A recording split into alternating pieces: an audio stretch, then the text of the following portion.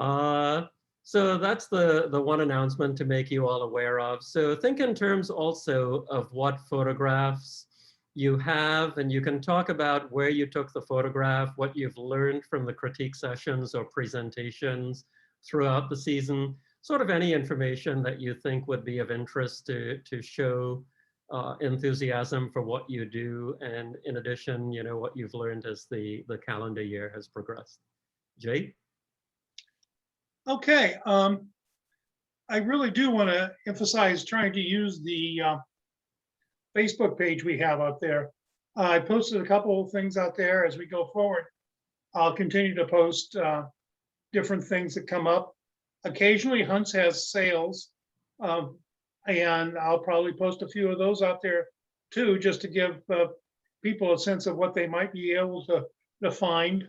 The other thing is, and Gary's on the call tonight, so I really want to thank him for all the support this past year and the support he's and I are talking about for next year with Noah. And many of you got to meet Noah when he did some of the workshops a few weeks ago. So again, thank you, Gary. With that said, I'd like to introduce our speaker for this evening. And really, he almost goes without needing an introduction after being on the call here with us. Ethan, we really do appreciate you joining us. A couple little pieces of information I found interesting. Ethan has been doing this for a while. He'll explain that, but he just finished his first, or he's about to finish his first year of college. So here's a young person that's found really a passion, from what I can see. And not only a passion, but he wants to show people how to be ethical in what we do in the field. And that's important to not only us, but the people in the future. So with that said, unless you have something you'd like to say, I'm going to turn it over to Ethan. I just want to say thank you guys all for coming on to this Zoom session. If you guys ever need anything, reach out to me. I think I've talked to Jay and a few others, but I'm really a big fan of youth photography. I've always been a big fan of youth photography, and that's something I did a lot of great things during COVID, but that's one thing I really focus on is really trying to develop more of youth photography and getting involved with hunts and the things I do. I think it's an important piece of the industry. The industry needs to get younger. And so at least for me, I'm going to do everything I can. Anything the hunt's involved with is to make sure I include that into everything I do going forward. I met Ethan at the biggest week 4, 5, maybe 6 years ago. We've become, and since that time, we've stayed in touch, we've stayed connected, but during the pandemic time, I reached out to him again just to try to strengthen our relationship, make it stronger, and we've developed a really good friendship, a really good relationship type thing. He's also a very good friend of Cameron, who you saw earlier in the year. So they're really well connected, and so I think this is Ethan's first Zoom presentation he's doing through Thing, but I know he put a lot of hard work into it and a lot of thought into it. So I know this will be an interesting topic. I know he'll do a really good job. So if you have any questions, so feel free to just do that, and then we'll address them. But with that being said, Ethan, I'll let you take it over. Ethan, if you want to too, you can share your screen at any time. Yeah, I'm doing that right now. Is everyone able to see that? Yes. Yes. Great. Okay. Well, first of all, I just want to say thank you. Well, thanks to Gary and Hunts, obviously, for connecting me with the Audubon Everglades Photography Group, and of course, thank you to the Audubon Everglades Photography Group for hosting me and having me talk. I'm honored to speak in front of you guys. I'm excited to share my perspective on wildlife photography because it's something that's become really important in my life. As a younger person with the career ahead of them, I want to make sure that the wildlife that I enjoy watching is still around for future generations as well. But as some of you heard, I'm from Cincinnati, Ohio, born and raised. I'm currently finishing up my freshman year at Middlebury College in Vermont. My entire life, I've been really interested in nature. I always loved being outside, and really specifically, I really love birds. ever since pretty much the first grade, I was looking around in trees, going to festivals, looking for anything where I could just look at birds pretty much. But as a younger kid in the birding community, it was very hard to gain credibility when I saw some uncommon or more rare birds because rightly so, I faced some doubt. Not everyone believes you when you report a rare bird. So in 2014, Christmas 2014, I got my first camera, a Canon PowerShot. And really for me, it was just a mode to document what I was seeing, very scientific, just to say, hey, I'm putting this on the eBird checklist. I really did see this bird, but yes, I'm 12, but I know what I'm doing. You can believe me now, pretty much. But as I started photographing birds, it really, the artistic side really got to me, and I really enjoyed photographing behavior of these animals and telling the story about what these birds do, their natural history. And in the past couple of years, I've kind of tried to branch out a little bit. I've been doing a lot more macro photography because what I always like to say is if you're out birding and you're not noticing everything else that's going on around you, you're really doing yourself a disservice. Like you'll see wildflowers on the side of the trail. You'll see a frog hopping across, and for me, I want to look at everything, which is really overwhelming sometimes. But yeah, so just to begin, in terms of wildlife photography, obviously we all have different backgrounds and experiences with wildlife photography. And there's really a lot of nuance to wildlife photography in general, as I'm sure we all know. Not every animal is going to behave this same way, even if it's in the same species. So there's a lot of variability there. But to start off, to me, the most important thing about starting wildlife photography is really understanding your subject. Whether you're just starting photography, you're a beginner, or you're an experienced photographer going somewhere new or wanting to photograph something specific, you really want to research where you're going and what you want to photograph. And like I said, stuff like this varies a ton. For example, if top left, if I'm wanting to really photograph blooming trout lilies, they bloom at a very specific time of the year on a very specific set of conditions. Certain amount of rainfall and sunlight combined, and a couple factors that play in, and it only blooms for a couple days. I'm gonna have to do the research and find out when the flowers are showing, and if I can line up my schedule to photograph that. Likewise for birds, when this black tern might be migrating through Ohio, have there been a lot of south winds? Are there going to be a lot of birds moving around? Is it worth my time to go kayak out on this lake and just try, or is my time better suited elsewhere? For frogs, when is it going to rain this spring? When's going to be the best time of day to look for these frogs? Are they going to be active? And really, to me at least, it's really research is critical, and it's most of the battle for me. At the same time, a lot of the time you do this research and you still strike out, and that's just the reality of not being able to control your subjects. It's a lot different than human portrait photography, where you can direct people. You can't just tell a bird to sit still and look pretty on a branch. But once you find your subject, that's where it gets a little trickier, and you have to do more of the ethical research. And to illustrate this, I want to talk about two different species. On the right is a black-backed woodpecker. On the left is a great gray owl. I photographed these two this January in northern Minnesota, within hours of each other. But despite living in the same habitat, the same time of year, the natural history and behavior of these species are completely different. And that adaptability to understand your subject is really critical in how you approach it to photograph it. So once you find a subject, you have to ask yourself, how skittish is a subject? Is it used to humans being around? What is it doing? Is it trying to eat? Is it just roosting in a tree? Is it preening? Is it stretching? Is it doing like a breeding display? Is it in the middle of the breeding season? So for this specific example, this great gray owl was in the middle of nowhere on this Forest Service road, back icy mess. In hindsight, I probably shouldn't have been driving on it. But it's just this very remote Forest Service road where this bird was not used to people. Its only interaction with human was watching cars just drive by and not stop. So when we stop the car and get out to look at it, it automatically realizes something is wrong. At the same time, the black-backed woodpecker in the right picture we saw it on this very popular boardwalk where there's a lot of people walking through, so it was very used to people.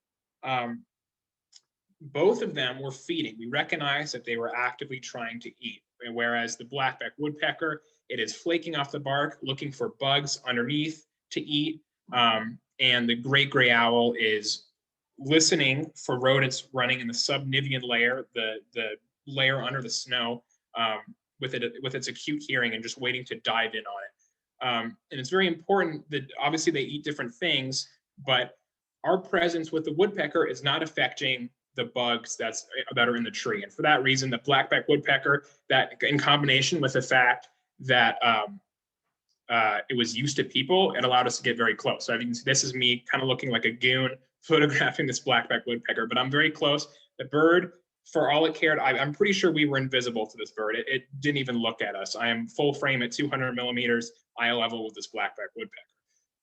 Whereas with the great gray owl, we had to keep our distance, because if we started romping through that field that was in full of snow, we're going to disturb all the rodents that are in that field. We're going to get too close to the bird. The bird could be scared of us. It could be mad that we just basically screwed up its hunting. So we had to stay really far away. So in deciding whether or not to approach a subject further, we were talking a little earlier, the best zoom is your legs. I'm not sure if I agree with that, because if you try to get closer to a subject that's trying to hunt and then survive and you disturb that, then you're really not doing that ethically. So there's, I guess, one example of the nuance of that, but watching how your subject acts when you're starting far away, move closer if necessary, and if it makes sense. I took the left photo at 500 millimeters and the right photo at 200 millimeters. So while I would argue a telephoto lens is not necessary, it does help. So in terms of just gear considerations, like I said, telephoto is not necessarily required, but very helpful when you're photographing things that are far away, birds on nests that you don't want to disturb, things like the gray owl that we're hunting.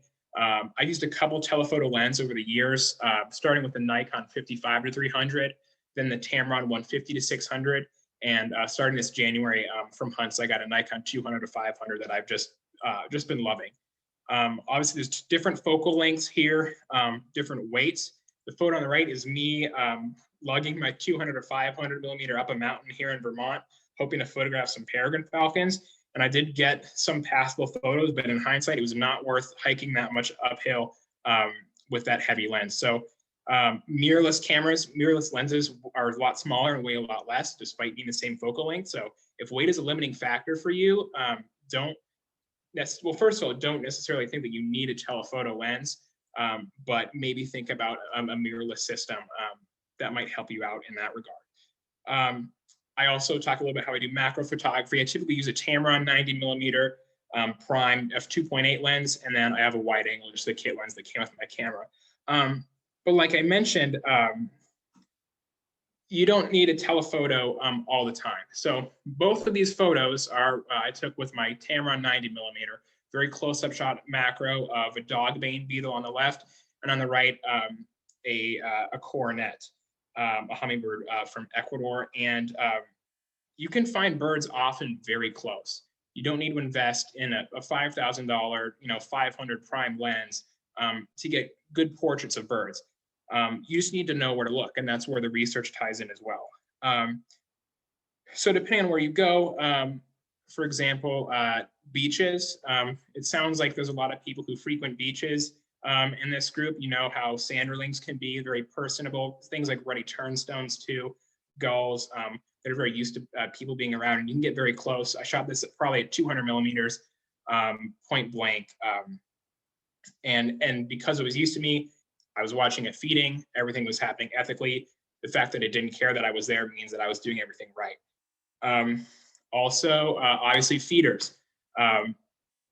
Birds are eating, I guess not all birds. The middle is a pine martin I photographed in northern Minnesota. I want to say, I guess 2 years ago now, wow. So birds aren't the only thing I photograph, but they are my main focus. But when you're around feeders, birds are both used to humans, and they're not really concerned because your presence is not affecting seed availability in the feeders. So that's another thing to consider as well.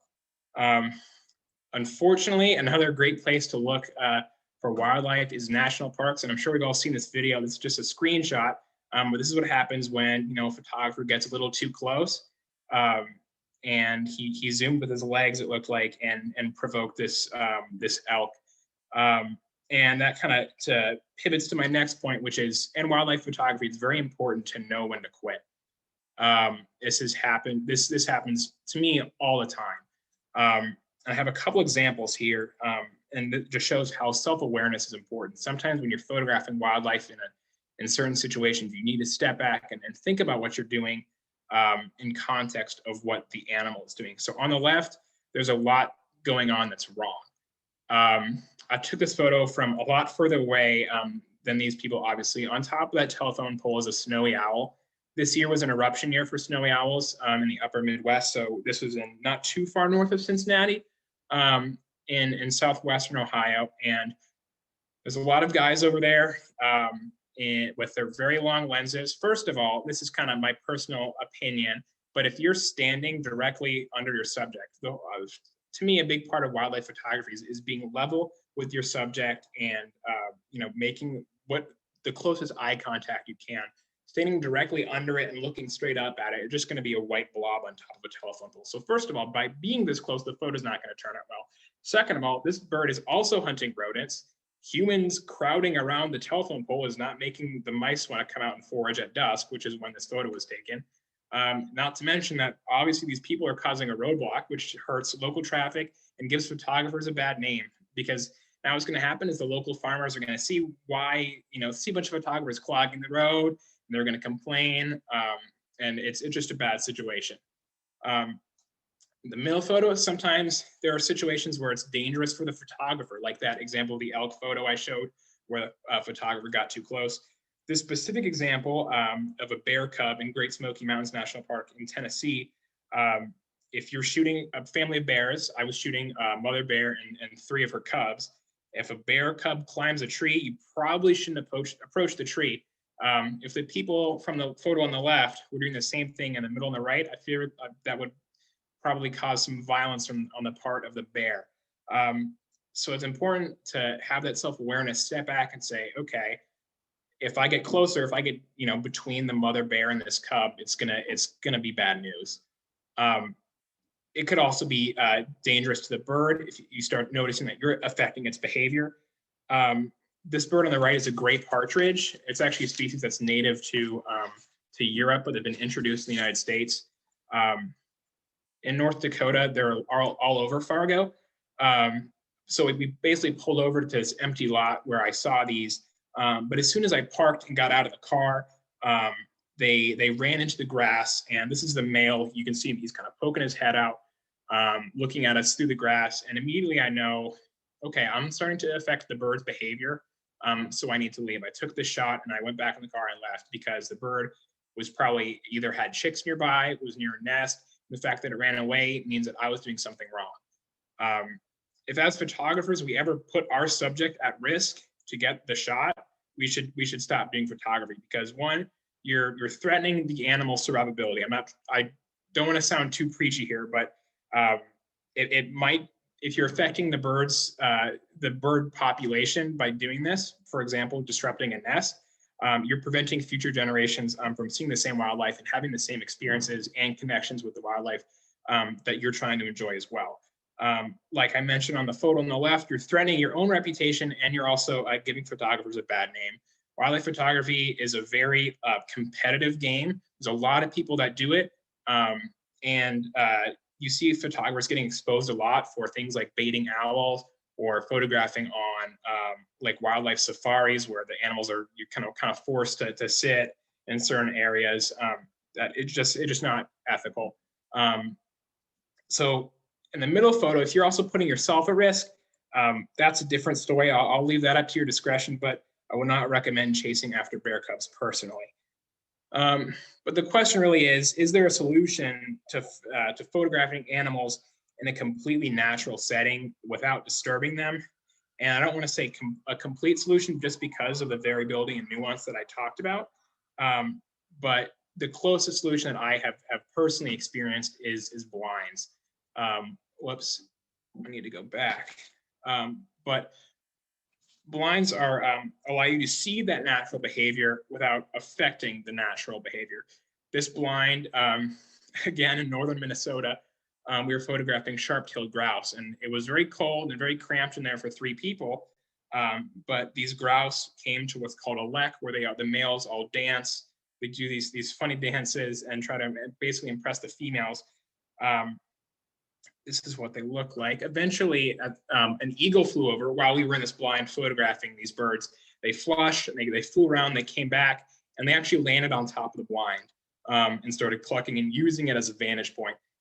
Excuse me. And the fact that we were sitting directly under these birds, they had no idea we were there.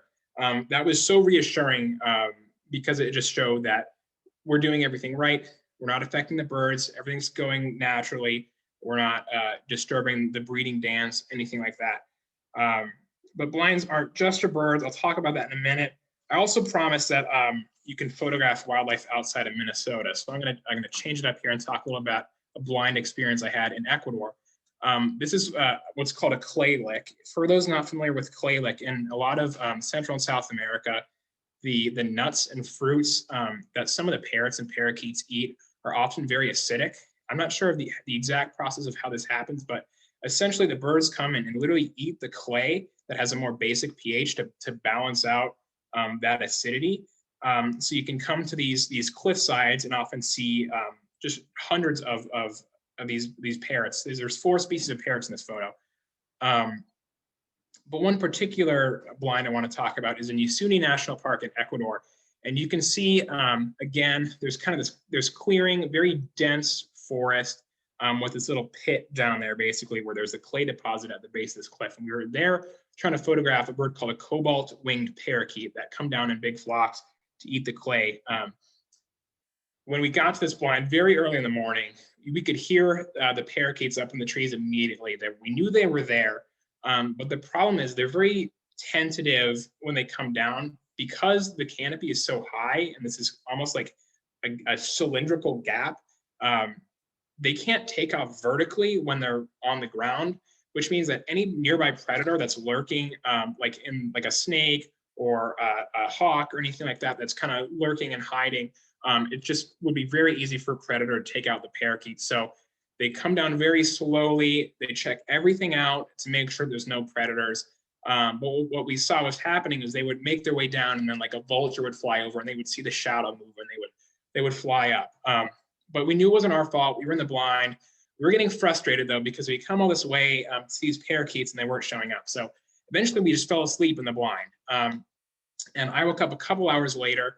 Everyone else in the blind was still asleep, or they were out on the trails photographing, just doing macro stuff with bugs. I walk up to the edge of the blind where we had all of our telephoto lenses lined up on tripod, just ready to go. I look, and there's 2 birds. They're called chachalacas, kind of almost like a grouse. It's a terrestrial bird, but they're walking around, and all of a sudden they perk up and look around like there's something scared them, and they fly off into the woods. And I thought to myself, great, what did I do that messed these birds up? Is this blind really effective? What did I do wrong? I think I approached them slowly. So in my head, I was contemplating this. But as I look out, on this pit, I look at the left side of the clearing, and there's just this male jaguar that's sitting there. I said, okay, it's not my fault. Then I realized what was really happening. I said, okay, I think I'm having a heart attack. This can't actually be happening, especially while everyone else in the blind is asleep. So I just start shaking people awake. They're coming up, and they walk to the edge of the blind where the cameras are set up, and we just start shooting for the next 2 minutes, basically. But in hindsight, the only reason that this jaguar showed up at the blind is because we were dead silent. We were blocked mostly from view from the birds. But it was really important to note that the jaguar knew we were there. As you can see from this photo, he made eye contact with us several times, which is even more reassuring than the situation with the grouse I mentioned a little bit earlier, because this jaguar knew we were there, but it didn't change his perception of us. He didn't think that we were a threat to him, so he just did his thing, which was really nice because it meant that we weren't affecting its behavior at all. despite him knowing that we were there. So that was one of my all-time favorite wildlife encounters. You see a lot on some of the big cat tours. They're just kind of driving around, cruising. You know, you have like the guaranteed trips. It's one thing to go on one of those trips and see lions, or go to the Pantanal in Brazil and see jaguars point blank. It's another to just run across one randomly. But to do it very ethically was really just a proud moment for everyone in our group. Of course, we waited a little bit more, and the parakeets eventually did show up. You can see that little mound that they're sitting on is actually the same mound where the jaguar's foot was about an hour and a half prior, which is a little ironic. Yeah, so if you are able to find a blind somewhere at a local nature center, or to make a blind in your backyard or on some other property that you have access to, you're bound to get these intimate portraits of animals or of whatever wildlife in a very ethical way. So I really could not recommend that anymore. Next thing I want to talk about is flash, which can be a very controversial subject for a lot of people. The question that I always think about and try to answer is, what can or should I use flash on, and why? The National Audubon Society, they have their whole code of ethics, which I recommend reading. It's more for bird photography specifically, but of course what they say is use flash sparingly, if at all, as a supplement to natural light, meaning don't use that at night pretty much. Avoid the use of flash on nocturnal birds, as it may temporarily limit their ability to hunt for food or avoid obstacles. So I agree with this, frankly. For birds specifically, flash is most commonly used in the tropics for hummingbirds to basically fill whatever area you're photographing with a ton of light, so you can crank up your shutter speed and kind of stop the wing beats of these hummingbirds that are doing the wing beats incredibly fast. And also to show the colors of their gorgets, which are the really shiny feathers that they have that only show their color when the light hits them correctly, when they get that direct sunlight. Otherwise, they just look gray. Another mode that people use flash on is also frequently occurs in the tropics under the canopy. If you've ever been in the tropics, you know even in the middle of the day, it can be super dark just because of the dense foliage. And to get passable light to photograph some of those tropical species, people use flash a lot, and they put the flash extenders to actually make their flash more powerful and reach their subject. And despite what this code of ethics says, people also use that on owls, and I'll talk about that in a second. But I do want to give an example of what one of these photos look like. This is not like what I would consider a keeper photo. This is just a photo I took to really show what I'm talking about. It's a bird that's coming to a feeder. The bird was used to me being there. I wasn't affecting its behavior.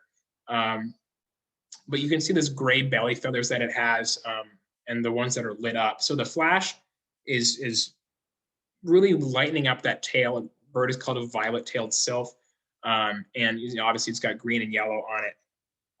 But for hummingbirds and subjects under the canopy, it's really, in my opinion, not worth it. To me, this photo does not look natural at all. This is not something you would ever see in the real world. With that much light and the color. It's unrealistic, and my personal approach to photography is trying to tell the story of what I've seen and communicating that to someone else, and kind of like bringing that emotion. When I see a photo like this and it's got just high contrast shadows, it just kind of turns me away. I mean, obviously I've tried it. I just don't really like the end product. I'm not saying you should not do this. If this is your kind of photo, go for it. I'm just trying to show at least my own take on it. In terms of owls, I really do not ever use flash on owls. I agree with Audubon, the consequences outweigh the benefits. There's a lot of back and forth about whether or not flash affects owls. There's been studies really that show both ways. There's evidence. But my thought process is, if there's even a risk at all, the least you can do is avoid it and just play it safe. And the fact of the matter is, you can still get passable photos of owls without using flash at all. Like I mentioned, the text on the right side of the screen is the the slower the subject, the slower the shutter speed you can get away with. Owls spend a lot of time sitting around, so you don't need to use a 1/1000th shutter speed to photograph what they're doing necessarily. So for owls like this eastern screech owl, I photograph, as you can see, at 1/80th of a second on a tripod at 1600 ISO. And I really honestly could have used a higher ISO in this situation. I just chose not to. I didn't really need to. And we basically set up, we knew where these owls were. We set up on tripods, we got our settings right, we waited for them to fly in, and then briefly with a flashlight, I illuminated not directly on the bird, but enough to show it, and then on the tripod took a series of photos, and the ISO in combination with the really slow shutter speed allowed the light to get in, and I could tell people that I used a flash in the photo, and they'd probably believe me. The background is completely black, which is not necessarily desirable to all, but that's exactly what happens when you're using flash. At certain speeds of flash, at least. Like I said, if you can avoid flash, why risk it really? If there's any concern at all, you should probably avoid it. But despite, that being said, I do love using flash for macro stuff. It's really, really useful for macro photography when you're photographing frogs or salamanders or insects, especially at night. It's really a must-have. And I've done a lot of research on this personally, done my own research on using flash on these animals, as well as just spending countless hours in the field here in Vermont, back in Ohio, and Costa Rica, and Ecuador, and watching the reactions of my subjects. And personally, I've yet to see an adverse reaction from like an amphibian or a reptile, for example. That being said, I really want to hear what other people have to say, their reactions. So I want to stay very open, and as just a central theme of being a photographer, you want to stay open to that new information. It's a constant learning process, and if you think you know it all, you're wrong, frankly. But it's very also important to keep in mind when you're photographing these animals, especially for at night and amphibians. You're using a very diffused setup. So all these photos of frogs that I'm showing are with a very large softbox.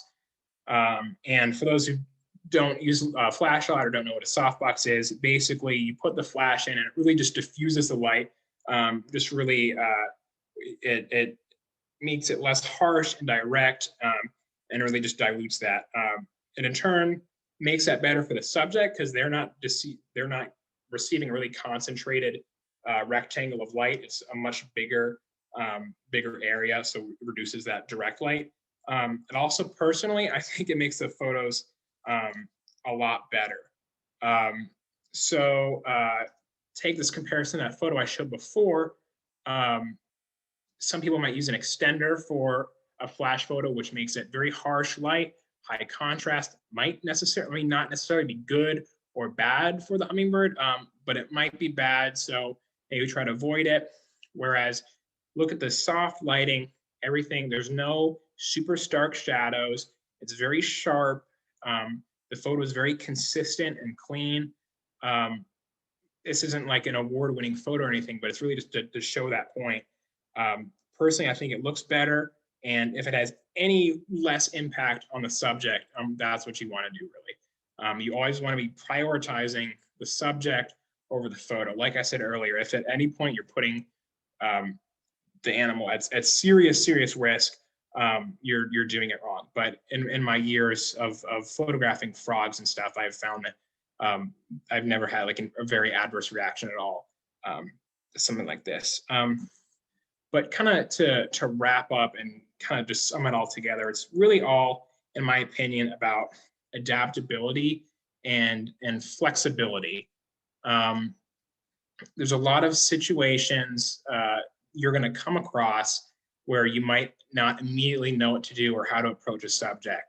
Like I said earlier, I try to do as much research as possible, but there comes a time where you can do so much research and then get out in the field, and then everything you thought was supposed to happen is just wrong. Take, for example, on the right here is a rufous-tailed jacamar and its nest and its chick. So came across this while hiking in Costa Rica. And immediately my thought went to, oh my gosh, I have to get a photo right now. But in watching the nest, the adults were very clearly against my presence. They were calling back to each other. They were more hesitant to go to the nest. And, you know, I stepped back with the self-awareness and said, hey, I'm doing this wrong. I need to leave. So I let them do their thing. Over the course of the next couple of weeks, I was staying in Costa Rica for a month. So I had the luxury of slowly approaching this nest as the chick grew. And every couple of days I would go and I would get closer, a little bit every day until the parents were just completely comfortable with me being there. And actually, I had on my phone, I was listing all the different types of food it brought, the frequency of how quickly it brought back food, and just comparing that and saying, okay, this is, you know, it's clearly being, the chick is clearly being fed enough. I'm not having an influence on it. I'm doing A-okay. They're coming, and I'm not affecting the behavior. So eventually I was able to get photos like this, where this is the adult after it's flying away from the nest after feeding the chick. Of course, the focus, the image is on the chick. But you're able to tell that story of this nest without disrupting the nest itself, which is really, really important. You also, the top left, this is just a photo I took on my phone. Sometimes you're going to find like a dangerous subject. This is a strawberry poison dart frog, where I don't necessarily want to manipulate this subject a lot. I don't want to be touching this really at all. There's only so much you can do. Even if you research this strawberry poison dart frogs, for example, you're not necessarily going to be able to move it around and into a position to photograph it, just because it's physically dangerous to you. So understanding that, again, very, very important. Bottom left, you have to deal with endangered species sometimes. This is a Pinocchio anole. And kind of like what you guys are talking about earlier with the least terns, which historically are very at-risk species, and the Great Plains subspecies of least tern are still at risk. But approaching nests like that, especially for a species at risk, you definitely have to play that safe. Which is it sounds good that there's monitoring of that and people are paying attention to that, which is really encouraging. But for species like this that are very range restricted, this species is only found in near the town of Mindo in Ecuador. Very lucky to even see one. So at the same time, we really, really wanted to spend a lot of time photographing this rare animal and making sure we had this, this comprehensive portfolio, this experience. But we also had to weigh in the fact that this animal, the stakes, because of this animal's rarity, the stakes are a lot higher. We need to keep that in mind. So we took our photos. Admittedly, I don't want to use the word regret, because I don't regret making it a very quick photo session with this animal. But excuse me, in hindsight, I am glad that we went through this pretty quickly. This is a multiple flash setup, one diffuse flash to illuminate the animal itself, excuse me, and one to illuminate the background.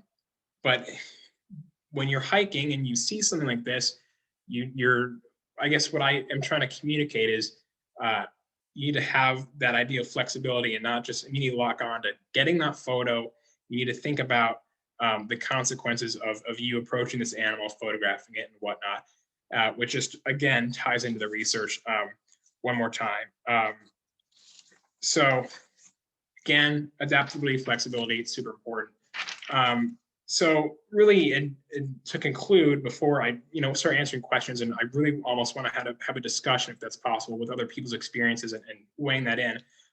But again, I just want to encourage everyone to continue doing that proper research, focusing on the subject's well-being rather than getting the photo, just so we can all continue photographing wildlife in a way that ensures their well-being, sets a good example for other photographers, and lets that wildlife stick around for the next generations to enjoy the same as we do. So with that, I want to thank you all so much for your time and attention.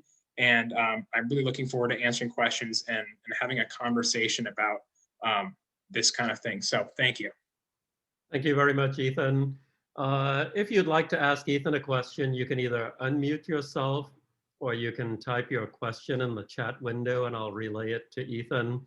I'll start the questions with, Ethan, I've never been in a situation where I'm photographing from a blind or anything like that. So in the situation where you encountered the Jaguar, for people who had SLRs, were they photographing in silent mode? I've always wondered how the clicking of the shutter affects wildlife. That's actually a great question that a lot of people, including myself, really don't take into account a lot. I think it's for birds. I don't think it matters that much unless it's a bird that's like a larger predator that's hunting. Songbirds, I think, are a little too focused on finding bugs most of the time. But like I said, I mean, the Jaguar already knew we were there, and honestly, that thought didn't even cross through my head just because I was like, holy crap, is this even happening? You know, but that's actually something really important to consider. Yeah, I'm not sure if that influences how fast your frames per second goes, which might weigh into how you're photographing something. But I don't really use silent, not for any good reason. I don't know, it doesn't really cross my mind, but that's a great point.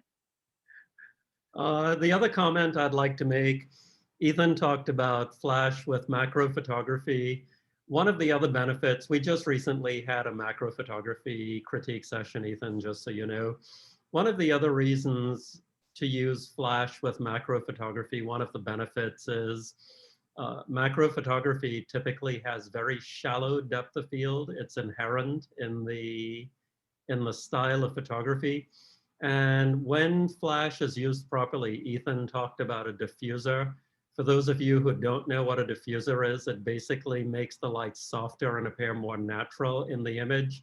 And it takes away the harsh edges of the flash itself, so you get a softer, more natural looking shadow.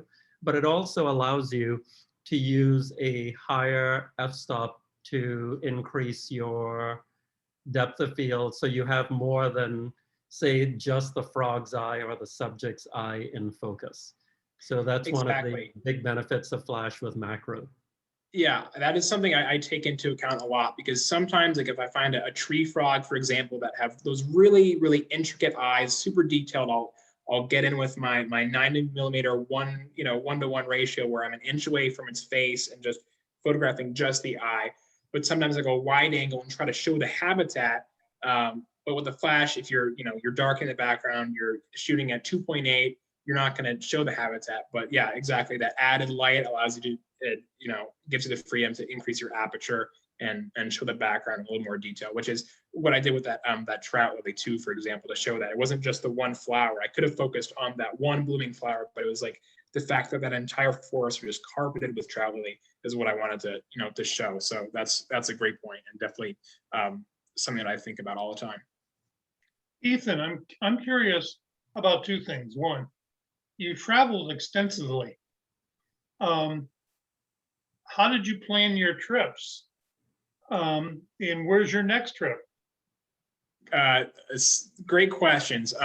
Actually, there's a lot of scholarship opportunities for young photographers, and I'm thinking about thanking Gary. Really, he put me onto the North American Nature Photography Association's high school scholarship program in Great Smoky Mountains National Park, which is where that bear photo was taken.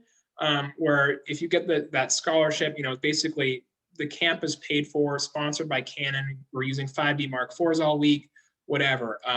So that explains that. But from there, I got the hookup for Ecuador, which was a 2-week conservation photography workshop that also offered scholarships. So basically, for 2 weeks in Ecuador, all I had to do was pay for my plane ticket, and then I was there, with the National Geographic photographers who were the leaders, the local researchers, living, going back and forth from the rainforest to the high elevation cloud forest. So in Costa Rica as well, I volunteered to be a bird guide at a lodge for a month after my junior year of high school. And of course, this past summer, I was supposed to do more traveling. I was interning for a guide company going to Peru. But of course, that did not work out just because of COVID-19. So right now, in this year, it doesn't look like I will be making it back to the tropics. But I think it's also important to know that you don't have to travel all around to find something to photograph, especially for macro. You can go in your backyard, and if you are looking through the macro lens, you're just going to be amazed at how much you didn't notice before. There's all sorts of bugs flying around, pollinators, and cool texture on bark and stuff like that. So I definitely love traveling, especially the tropics. But I look forward to getting back soon. When that will be, that is unclear right now. As an ethical birder, have you approached some of the people you see in the field, and how do they react to a younger person mentioning that, shall we say, their ethics leave something to be desired? That's definitely a little trickier. I have had a couple situations like that, but I had to wait. For example, at the biggest week in American Birding Festival, where I met Gary, the past couple of years, I've been a guide there for some of the birding trips. And McGee Marsh specifically is very well known for the warblers that they're so focused on eating and migrating that they really don't pay a lot of attention to people. And for that reason, they get very close to you. And once I was leading a group on the boardwalk, and I saw a lady reach out and start petting, I think it was an American redstart or a Tennessee warbler or something. The bird was so close that she was so enamored with this bird, she started petting it. Now, I love the enthusiasm. That's great. Glad you like the birds, but I had to say, ma'am, please stop. You're violating the Migratory Bird Treaty Act. You can't be. I think I don't know the exact wording of it, but it's anything that is, or like you're molesting the birds, or you're distracting them, or you're manipulating, something like that. A lot of that is for to protect endangered species, but with the Migratory Bird Treaty Act, yeah. But the only reason I really felt qualified to say that is because I had my guide hat on and I was leading a group. That snowy owl situation, I didn't say anything. In hindsight, I probably should have, but it's very intimidating to speak out about that to a bunch of people, especially when you're in the minority. If I had a group of 20 people behind me who were, all thinking the same thing, I might have felt more confident. But the fact that it was a dozen or so photographers standing right under the snowy owl versus one kid sitting in the back, I don't know. It's hard. It's hard. I don't know how to approach that. That's a tricky It's hard for situation. all ages. Yeah. Yeah. I can really respect even the fact that you bring it up. I would say in this day and age, and I speak as a resident of South Florida, meaning densely populated area, in this area, one has to be careful what is said because you never know how the people will react, as evidenced by the existence of floridaman.com, I believe is the name of the website. So I think it really depends on a number of things. We had a discussion about this recently, Ethan, about whether we do or don't say anything. I will lecture my friends until I turn blue, but that's where it begins and ends. But seeing you posted on a question topic to eGuide when you were 12, I believe, a question from Susan is, do you think eBird should do more to encourage ethical bird photography? Yeah, I think any opportunity for something with as much influence as eBird, anything that they can do to promote those ethics, yeah, I think they should really strive to do that. Not that I necessarily find eBird specifically being a source of unethical bird photography. I think what happens as a result of eBird making a lot of data available to people, and sometimes people aren't hiding checklists for sensitive species.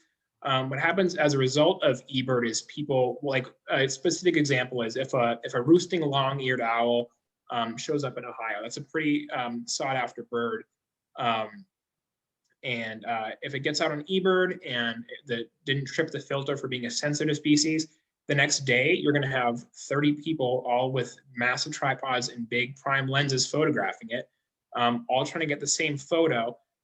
Which if there's one or two people standing there on a roosting owl for 20 minutes taking photos, you're not going to bother the owl if you're staying far away. If there's a herd of people completely encircling the tree, it's a different story. So to me, the biggest problem with eBird is when people aren't hiding sensitive species. And again, that just goes back to understanding what you're photographing and saying, okay, should I publicize this? Maybe. I found a long-eared owl roosting in Cleveland in last December, and I told one person who I trusted. I didn't post it to any of the Facebook groups, didn't post it to eBird, and anything like that. I gave it to a local birder who I trusted. And within a couple minutes, him and a select group of people that he knew would act ethically were photographing the long-eared owl.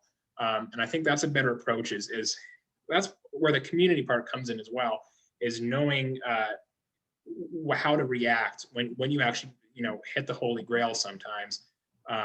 But yeah, specifically eBird's approach to photography, I don't find super bad. It's more about access to that sensitive information that it might negatively affect the birds. Susan also asks, do you think photo contests contribute to some unethical behavior? Yeah, I am not huge on photo contests. I don't really do them, but I have seen some questionable things, and you hear about that on some. I can't remember. It was a while ago. I don't remember if it was a National Geographic thing, but it was a photo from Africa. I think it was it was like of an anteater on like a termite hill, and it was like a long exposure of like the Milky Way over the savannah or something. But it came out that like it was like a taxidermied anteater, and like they had like set it up to look at this hill, and while they weren't the ones who killed the anteater and like stuffed it and set up the photo. It's things like that where you're kind of bending the rules, and that leads to when people see that that's possible and that's what gains them the notoriety, that just encourages people to go out, and like baiting owls is a huge problem. People will go on the side of the road, they'll go to a pet store, buy a bunch of feeder mice that people will feed snakes or whatnot. They'll toss them out to the owls, and the owls become associated with the roads, they associate with people, and they get hit by cars. And it's the photographers that are the ones throwing the mice out, which gives all of us photographers a bad name, especially in the birding community, because birding community and the photography community, there's tons of overlap, but the parts that don't overlap are often very much pitted against each other. But in terms of photo contests, yeah, because the wildlife photography game is so competitive, there's so many people doing it. People want their work to be noticed, whether or not they want to sell it or just they want the notoriety, the Instagram followers, whatever.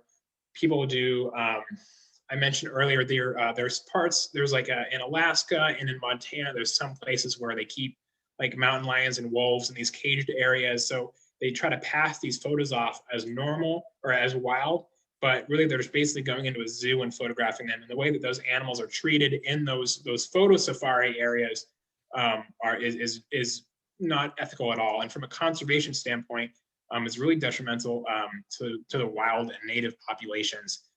So that would be my long answer. Yeah, but it's unfortunate, but it's hard to combat just because people can get so cutthroat about it. I think it takes away from, you need to step back and think about, okay, why am I out here photographing this? Is it because I want to win this contest, or because I want to really enjoy nature and share the story? So that's kind of my own perspective on it, I guess, my point of view. So Do Paul, we have any other folks that'd like to come off mute and ask a question or make a comment? Hey, I have a question. I think you've already answered, Ethan, but so is that the reason why you don't enter photo contests, is because of those type of things, or just too competitive, or because of ethics? From my point of view, I've kind of tightened up from Hunt's point of view, I've kind of tightened up what photo contests and how many I sponsor. I'm doing less and less of them. The reason why I'm doing less and less of them is because because I don't really. I mean, I don't want to sound thing, but I don't really get much from it other than exposure, and putting a Hunt's logo on doesn't really do much for me. I can't really build any type of relationship. I'm all about building relationships. I can't really build a relationship, and just because I sponsor a contest doesn't mean someone's going to buy a Hunt's photo. So I've gotten very, very tight on that type of thing. There's only maybe one one or two that I sponsor. So for my end, it's more because I'm curious on your end, why you don't like to enter them. Yeah, I used to do really just contests, like local nature center contests. I did some young birder photography contests. And really the biggest reason why I stopped doing those is for birds specifically, I noticed that the photos that were winning the contest all looked the exact same. It was a bird on a stick with a blown out background.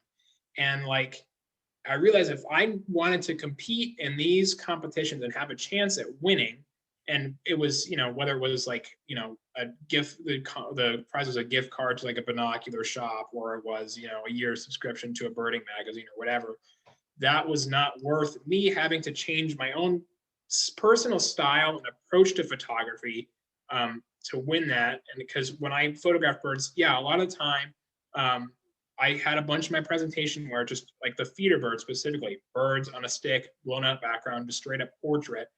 But I'm trying to shift my own style to be more like the photo of the bird on the nest, where it's telling a story about, the mother bird feeding a chick. It's not just a bird on a stick sitting there doing nothing. But to me, especially for the bird photo contest specifically, that's all the photos look like that. It's a blown out background, tons of bokeh, and just a bird standing there doing nothing, which I thought was boring. So I stopped doing photo contests. Does that make me a sore loser? Yeah, probably, but I don't know. It's not for me. All right, it's a good perspective. Other questions or comments, please? About anything, Yeah, gear, approach, anything. One comment I'll make as you're formulating your questions, your comments for Ethan. Ethan's absolutely right. If you don't do research on your subject ahead of going into the field, it really helps you to gain an understanding of your subject prior to getting into the field. The other thing that I find is equally important in my experience, and feel free to agree or disagree, Ethan, or anyone actually, is when you're in the field, really pay attention to how your subject is behaving.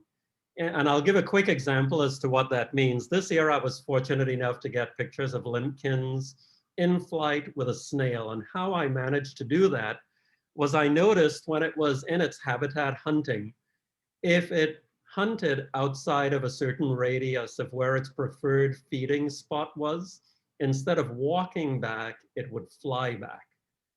And what I would do then is focus on the limpkin once it was outside of that radius. And that's actually what enabled me to get pictures of a limpkin with a snail in flight, is really paying attention to what the subject is doing in its environment.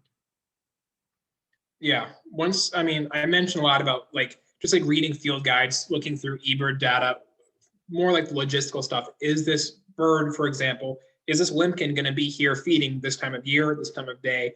But like you said, once you actually get out, you'd be paying attention. For example, when I'm photographing shorebirds, I will pay attention because sometimes a hawk, a falcon, an eagle will fly when they're flush. They'll fly up and they go back to the same spot. So when they fly up, that's when we scurry across the mud and get down in position to where we know they're going to fly back to, just because we've been paying attention and memorizing that behavior. But the fact that shorebirds specifically, and when you're photographing in the fall, you're taking into account that most of those birds are juvenile birds that have just hatched out of their eggs in the Arctic Circle, middle of nowhere, or like the Yukon. They've never seen a human being before, and they're just not scared of you. They're too focused on eating. There's not concern, and that's a great time to get close portraits of birds without interfering with them. And that's why I love shorebird photography. You can also pay attention to what they're doing, just because they're so charismatic. You tend to watch what they're doing and memorize it without really knowing that you're doing it. Well, with that said, unless people have other questions or comments, I'd like to thank Ethan for joining us. I'd like to thank all of you for participating in the programs and workshops we've had this year. And I'll look forward to our final get together. And don't hesitate in providing feedback. on this and other programs and, workshops we have. I just Yeah, want to say, I just want to say one thing, is that, another topic that, I don't think, I've been thinking about this more and more, but in general speaking, when you go to camping clubs and other association groups, I think what's missing right now is the ethics, and I think that should be talked about more at different clubs when you do presentations or groups. I really think that's something that should really be addressed, but I think that's something that's really goes unnoticed for whatever reason. It does go unnoticed. Maybe they go unnoticed because they think the topic is gonna turn computational or type of thing. They don't want to deal with it. But I have to say, Ethan, that you did an amazing job presenting this type thing. You did it in such a professional way. It didn't cause any tension or any type of fear. And I think that's one thing why clubs may be afraid to cover it, because I have seen people talk about ethics and it's turned ugly. So I think that's why people are scared to do it. So I just think it's something that should really be focused on more type of thing, and that has been brought up in the last couple of months. Different groups asking for that type of thing. So that's something I'm going to really focus on trying to bring into the rest of this year, into next year, is bringing that topic to groups.